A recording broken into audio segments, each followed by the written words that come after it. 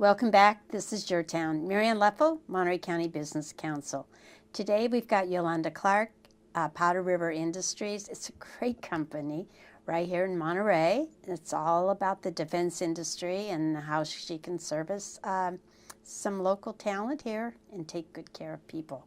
So Yolanda, we're back. Hi. Hi. Let's talk about Powder River. So I read the one ads, which is funny. I read them in the San Francisco Chronicle on Sundays, and I read them sometimes in the New York Times.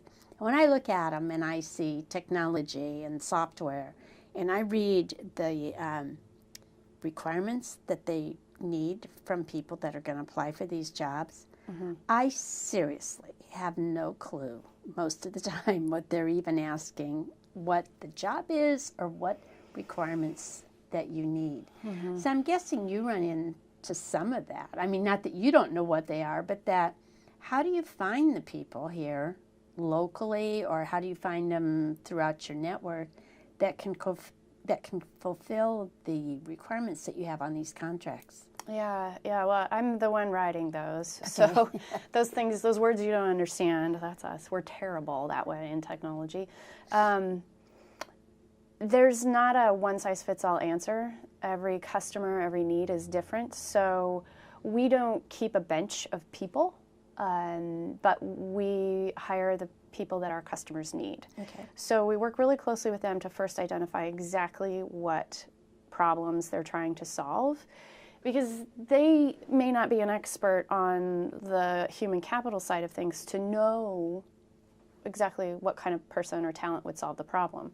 So we listen to that, and then we search through our network. So the VAR side of things, like I mentioned, we have a whole bunch of partnerships with a lot of technology companies. So we're able to look across this broad spectrum of technical solutions. Okay. And then backward plan from that on, so if the customer has a particular technology they're trying to service, we can backward plan from that technology and what's required to support that. Usually there's some base level requirements in the contracts, so we'll meet those. And then I use a tiered strategy. So our headquarters principal office is on the University of Wyoming campus. I'm a Wyoming native. As we talked about earlier, I joined the military right out of high school, and I've just been going ever since. But putting my headquarters back home is a really good reason to get back home. And it's also a wonderful way to onshore some of the work that we do. So with our office on the campus, we're able to pick up a lot of talent from the university and then also train the gap. There's almost, and I don't think it's unique to federal contracting or Department of Defense, there's usually a gap between what is being taught at a university or college to the workforce. And so we start with intern development because you have different levels of talent required to provide service to the customer. They don't need chief architects and chief engineers to solve all their problems. Sometimes it can be done at a lower level. Oftentimes it can be, if that lower level is given the tools and resources to do the job and good guidance and leadership. So we start with interns and we train those gaps that we know exist with our existing customer base and the curriculum. And it's not that University of Wyoming has a gap on their curriculum. It's ubiquitous. It's nationwide. And so we do that. We have a number of partnerships, master service agreements pre-negotiated with all of the large IT staffing firms in the country, as well as a lot of smaller firms and localized firms. So if a staffing firm provides specific staffing resources around one of our customers, we definitely have an agreement with them in place.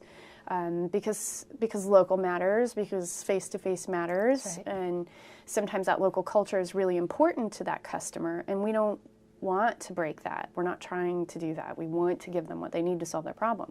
And sometimes that's a deep cultural understanding.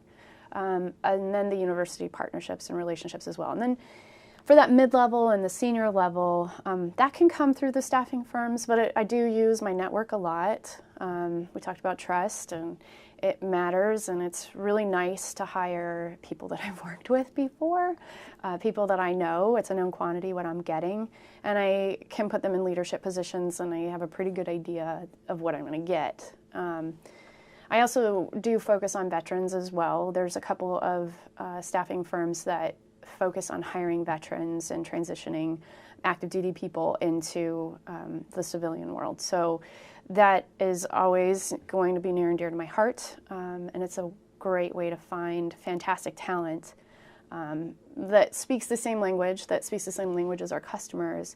And I believe in them because I know what they're capable of doing. They don't have to prove it to me. You don't have to tell me about the last 20 years of your career. I believe you. I know. So I trust it. And come work with us. You'll be at home here. So, and then locally, with the Advanced Onion purchase, I mean, we only bought part of just one division of them, but some of that talent came over, which has been amazing. So that was just such an amazing experience to go through. Probably the best acquisition I've ever heard of, honestly. I think it speaks to the performance level of Advanced Onion and the leadership there. Paul, Mike Stewart, Cindy Tank, Tyler Houts, Mia Medeiros, all these amazing people that really made that transition as painless as it could possibly be. And so they're continuing to perform, and they didn't all come over, but some of them came over, and they're doing what they know how to do, which is make our customers happy and grow business. So again, the mantra is to stabilize, but as we grow, that intern model that we have at the University of Wyoming, I'd like to see that start to grow here. I'd love that. There's some intangibles in Monterey. I think the culture of Monterey, at least in my experience of living here for 18 months so far, quality and service are everywhere in everything you touch in Monterey and the peninsula.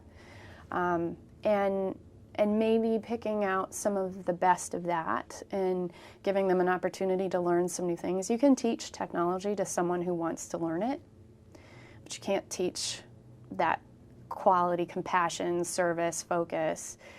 So maybe being able to leverage that and bring that into our family and spreading that out across PRI could be an amazing continued partnership. I'd like to see that. One of the things that Paul and I have talked about, and I've talked about it quite a bit with Northrop Grumman, is just trying to get people qualified with the security clearances that are required by some of your clients. Do you run into that? I do. And it's a pretty lengthy process. It is. That's another benefit to hiring veterans. A lot of, in the technical spaces, the veterans already have the technology certifications. They understand the mission and the operations that are going on within that contract, because the contract is really just augmenting the government staff or the military staff, and then they're already cleared. Starting with the internships, getting them while they're young, so to speak, or at least being able to give them the requirements and let them make a choice. Obviously, it's not our choice what they want to do, but if they want to take this adventure with us, these are the requirements, and letting them get their life organized in such a way that they can qualify and get through that process and then maintain it over time. The internships are a really critical piece to that, for sure. What I have found, and I sit on the county's workforce board, is that if we don't catch a veteran who's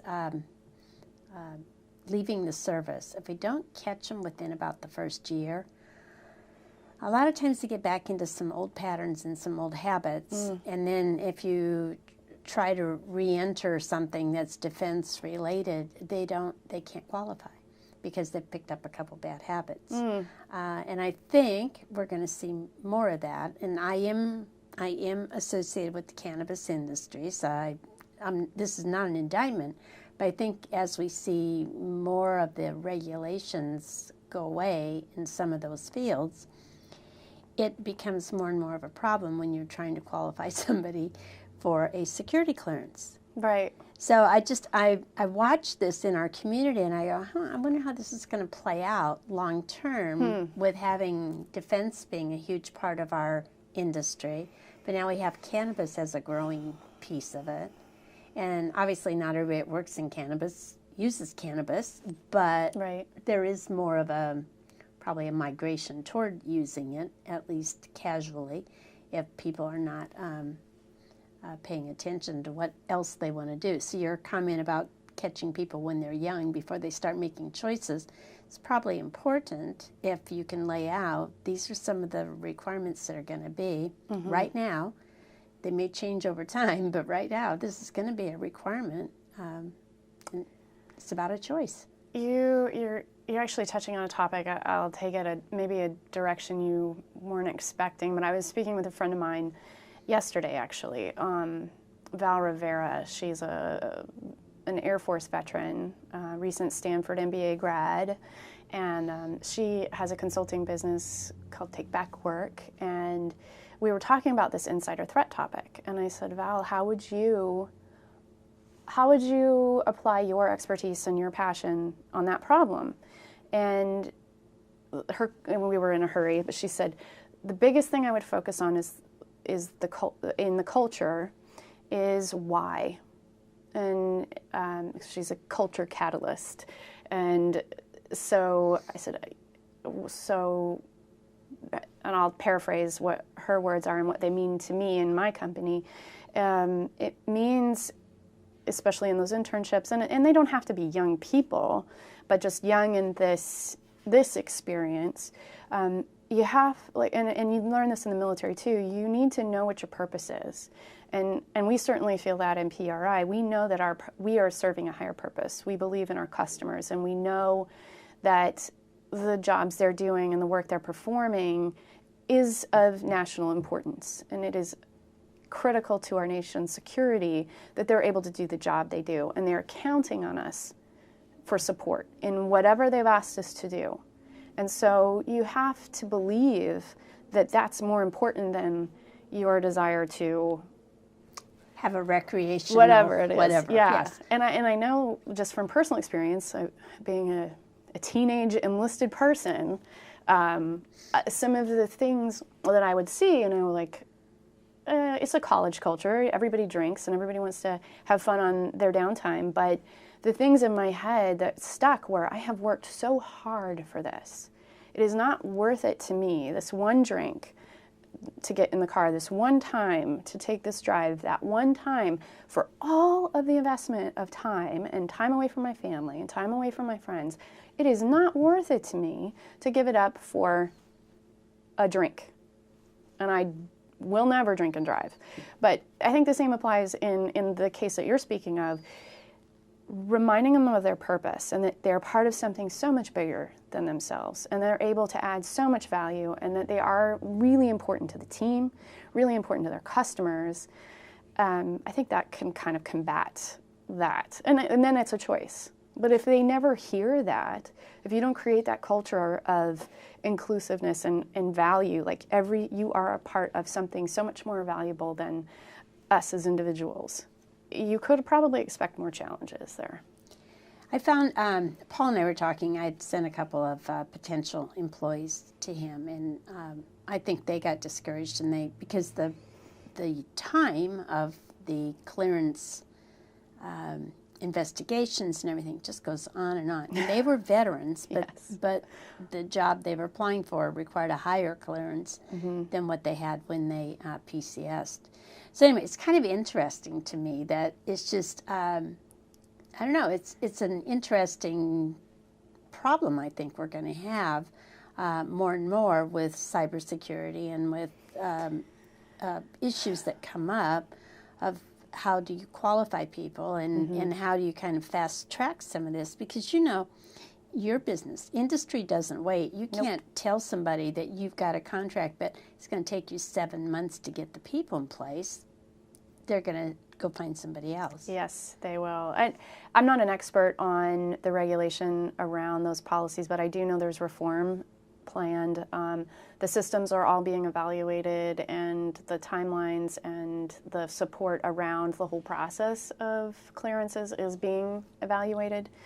There are some changes proposed. I don't know what those, I don't think anything's been officially changed yet, but it is a thing. And honestly, I do rely on the staffing firms because they do a lot of that vetting. They've done the pre-clear. That's part of their value in the ecosystem of our work. So that's important. It is. That's good to know that they're out there.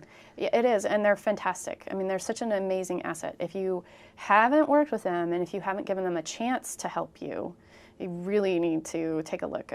They're more than just bodies, right? But in the service industry, you are in human capital. So if that's not your area of expertise, to one of your points earlier, you need to get help outside of yourself. And so I certainly recognize my limitations there, and am fortunate enough to know a lot of really good ones. That's good. That's good to know. So how many employees do you have here locally?